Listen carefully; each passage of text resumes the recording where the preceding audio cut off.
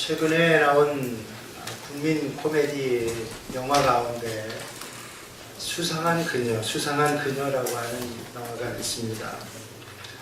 앞서 나왔던 7번 방의 선물에 이어서 많은 인기를 끌고 있는 영화입니다. 아마 보신 분들도 있으실 줄 압니다. 내용은 대략 이렇습니다. 욕자라는 욕쟁이 칠순할매 거침없는 나문희 씨가 있습니다. 그런데 어느 날 가족들에 의해서 자신이 양로원으로 가야 된다고 하는 청천벽력 같은 소리를 듣습니다. 뒤숭숭한 마음으로 길거리를 방황하던 나문희 씨가 마지막으로 영정 사진을 찍기 위해 사진관을 방문을 합니다. 그런데 그 사진관은 대단히 신비스러운 사진관이었습니다. 그래서 거기서 이제 나문희 씨가 20대 아가씨로 돌아가게 됩니다. 그때부터 벌어지는 칠순 할머니가 20살의 싱싱한 처녀로 돌아간 재밌기도 하고 가슴 뭉클한 이야기가 영화 속에 담겨 있습니다. 못 보신 분들을 위해서 2분 영상으로 준비했습니다. 같이 보시고 말씀 나눕니다. 저와 여러분이 만약에 과거로 돌아갈 수 있다면 여러분은 어느 시절로 돌아가고 싶으십니까?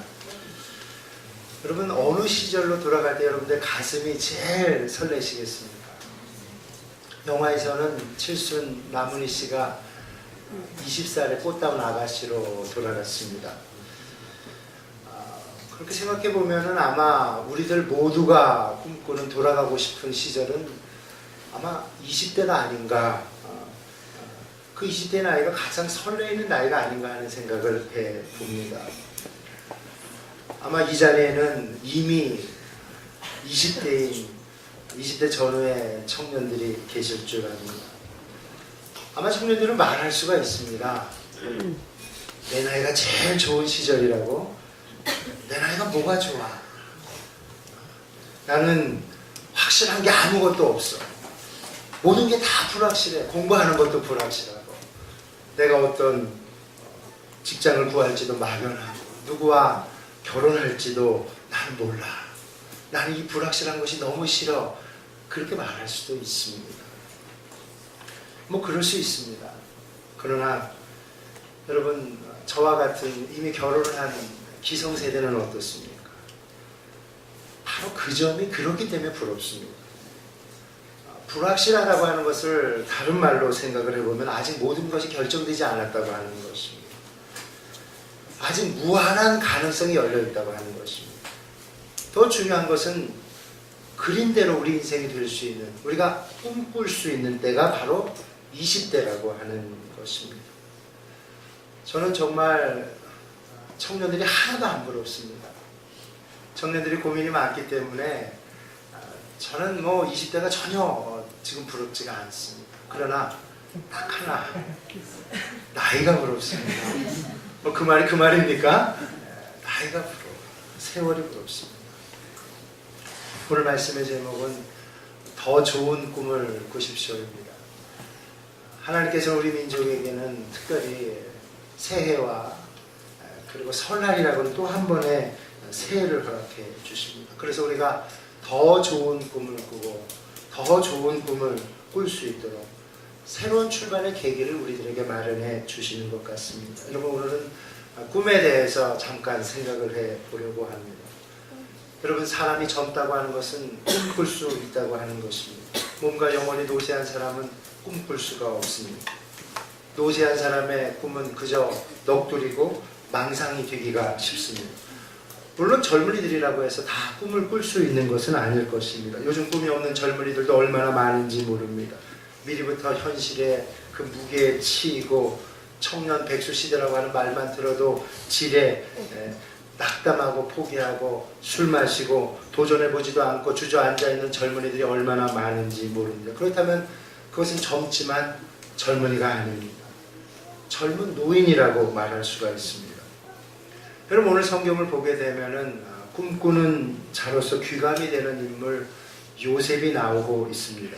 요셉 하면 꿈꾸는 자 하면 우리가 대표적으로 요셉을 떠올리게 됩니다. 요셉이 어느 날 꿈을 꾸게 되지요.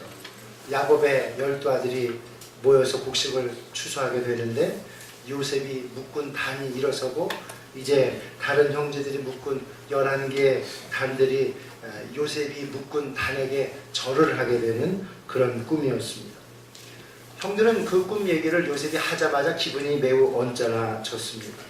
왜냐하면 요셉이 말하고자 하는 뉘앙스를 금방 눈치를 챘기 때문입니다. 장차 모든 형제들이 요셉을 우러러 받들어 모시게 될 것이다 하는 그런 내용이 꿈에 담겨 있었던 것입니다. 여러분, 요셉은 야곱의 몇 번째 아들입니까? 한번 여러분 대답해 보시죠. 야곱의 11번째 아들입니다. 야곱의 11번째 아들이 바로 요셉입니다. 위에 형들이 줄줄이 있습니다. 그래서 새까맣게 어린 11번째 아들 요셉이 그런 자랑질을 하다니 이게 될 말인가 형들이 참을 수가 없었습니다. 그런데 며칠 뒤에 어린 요셉이 다시 꾼 꿈은 더 진전된 꿈이었습니다.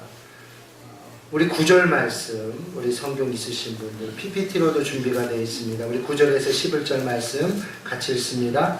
요셉이 다시 꿈을 꾸고 그의 형들에게 말하기를 내가 또 꿈을 꾸는즉 태와 달과 너라는 분이 내게 절하리라 하니라. 그가 그의 꿈을 아버지와 형들에게 말하니 아버지가 눈을 찔고 그에게 이르되 내가 꾼 꿈이 무엇이냐. 나와 내 어머니와 내 형들이 참으로 가서 땅에 엎드려 내게 절하느냐. 그의 형들은 시기하되 그의 아버지는 그 말을 간직해 두었다. 아멘.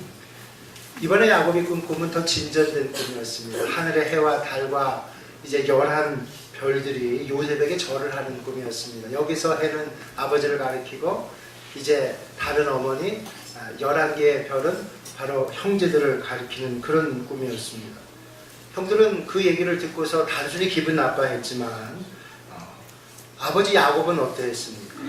아버지 야곱도 언짢았지만 11절에 보니까 아버지가 야단을 치면서도 이 요셉의 꿈을 마음에 깊이 새겨뒀다, 심중에 새겨뒀다 그렇게 얘기를 합니다. 여러분, 우리도 가끔 꿈을 꾸게 됩니다. 일찍이 심리학자 프로이드는 꿈에 대해서 정의하기를 꿈이라고 하는 것은 평소에 무의식이 자기도 모르게 발현하는 것 그렇게 설명을 했습니다.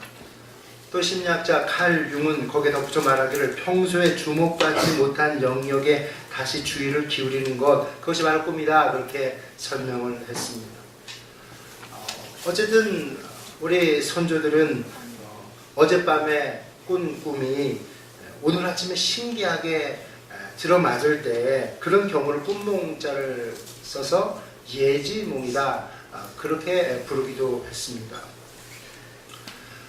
저희 어머니가 올해 연세가 84이 되십니다. 나이가 있으시니 몸이 많이 연약해지셨습니다. 기억을 더듬어 보면 저희 어머니는 이미 40대 중반 넘어서면서부터 내가 오래 못 살 것 같다 그런 얘기를 여러 차례 하셨습니다. 저희 어머님은 집안 내력이 이제 외가 쪽이 고혈압도 있으시고 또 당뇨도 깊기 때문에 늘 고혈압과 당뇨가 있으셨습니다. 사남매 중에 막내였던 저는 어머니가 오래 못 살 것 같다 그런 얘기를 하시면 마음이 어렸을 때부터 굉장히 불안했던 기억이 납니다. 거기다가 우리 어머님이 이제 구슬프게 청개구리 얘기를 하시는 밤이 있습니다. 여러분, 개굴개굴 비가 올 때마다 우는 청개구리 불효자 얘기 여러분 아실 줄 압니다. 그 청개구리 얘기를 섞어가면서 내가 오래 못 살 것 같다 그런 얘기를 하면 제 마음이 얼마나 어려워졌는지 모릅니다. 근데 여러분, 조금 우스운 것은 그렇게 늘 오래 못 살 것 같다고 말씀하시던 우리 어머님께서 그동안 아버지도 돌아가시고 여러 동생들도 세상을 떠나갔는데 아직 저희 어머님은 건재해 계시다고 하는 사실입니다. 물론 지금은 귀도 많이 약해지셨고 눈도 침침하시고 몸도 연약해져 있는 것이 사실입니다. 특히 최근 몇 주간 동안은 저희 어머님 컨디션이 대단히 좋지 않으셨습니다.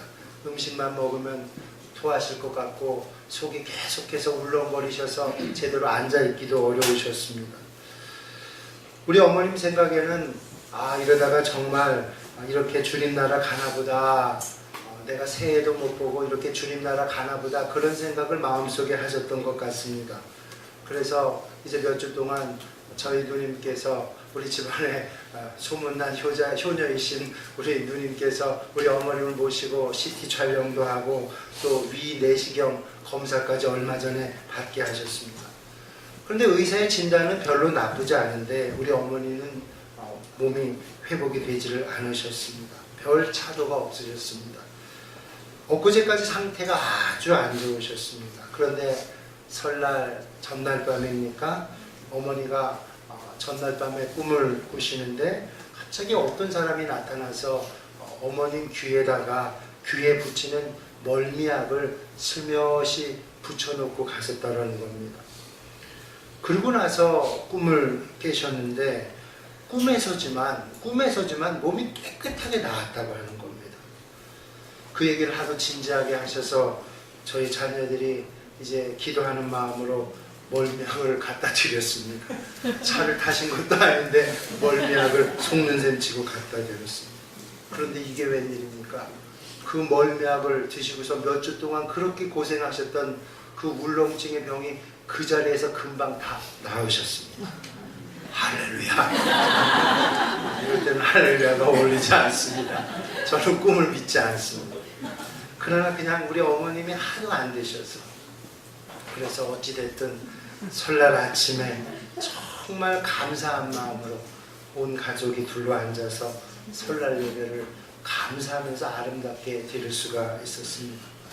누가 뭐래도 여러분, 저는 꿈을 믿지 않는 사람입니다. 프로이드의 말대로 평상시에 무의식의 마음이 꿈의 형태로 드러난 것이다. 저는 그저 그렇게만 생각할 뿐입니다.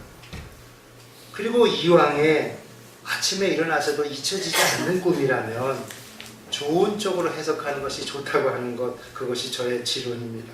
자꾸 어젯밤 꿈이 어떤 뜻입니까? 목사님, 저를 찾아와서 묻는 사람들도 있고, 굉장히 어젯밤 꾼 꿈이 신경이 쓰인다는 분들도 계십니다.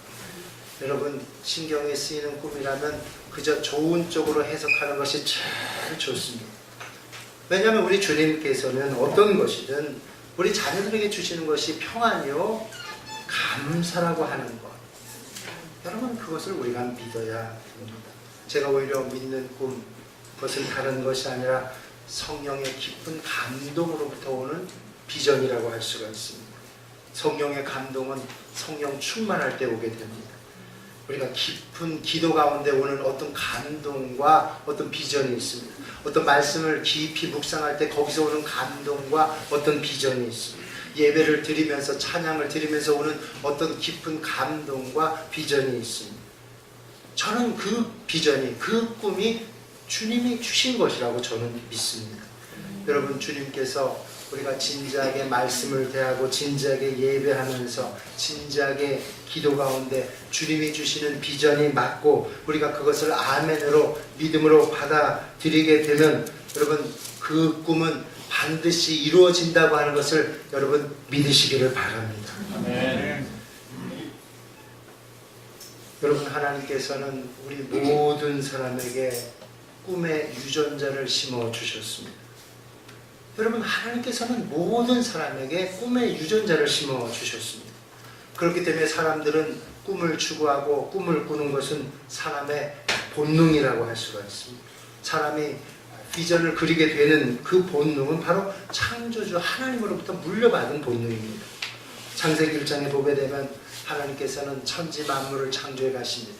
첫째 날로부터 여섯째 날까지 이 우주를 창조해 가십니다. 이 날수는 이 세상의 날수가 아니라 여러분 우주의 시간이라고 하는 것 아실 줄 압니다. 이때 창조를 구약성경 히브리어에서는 야차르라고 하는 단어를 사용합니다. 우리 PPT를 좀 보시면 좋겠는데요. 여러분, 야차르라고 하는 말은 이제 설교를 좀 들으면 좋겠어요. 우리 PPT 하시는 분이. 야차르라고 하는 말은 창조라고 하는 말이에요. 하나님께서는 해와 달과 별들을 야차르하시고 동물들을 야차르하십니다. 그런데 이 야차르라고 하는 말과 어원이 같은 것은 예체르라고 하는 단어입니다. 이 예체르라고 하는 뜻은 상상하다, 꿈꾼다, 그런 뜻이 담겨져 있습니다. 그러니까 야차르라고 하는 것, 예차르라고 하는 것, 이 창조한다고 하는 것과 꿈꾼다고 하는 것은 상당히 유사하다고 하는 것입니다. 아니 한마디로 말하면 예체르의 결과가, 꿈의 결과가 야차르, 창조라고 하는 것입니다.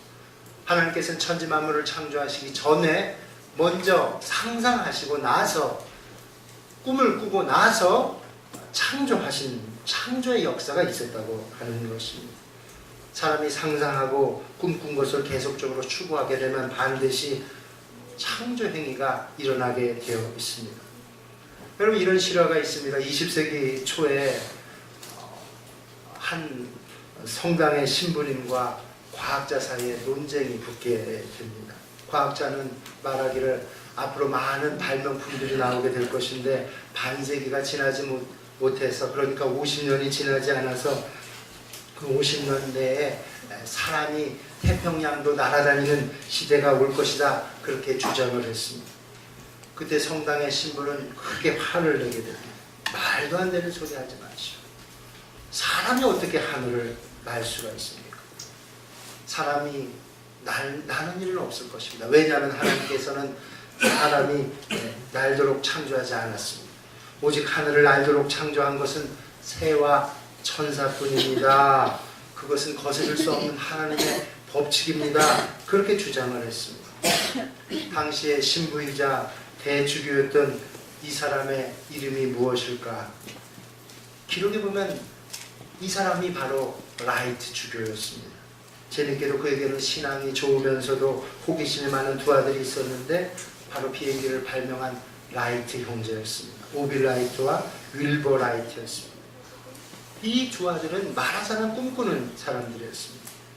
두 형제는 아버지 라이트보다 더 열려있는 사람이었습니다. 여러분, 우리는 하나님 앞에서 열려있는 마음을 가져야 됩니다. 우리가 열려있는 마음을 가질 때 하나님께서는 우리들로 하여금 꿈꾸게 하시고 우리를 통해서 더 놀라운 세상을 만들어 가시는 것입니다.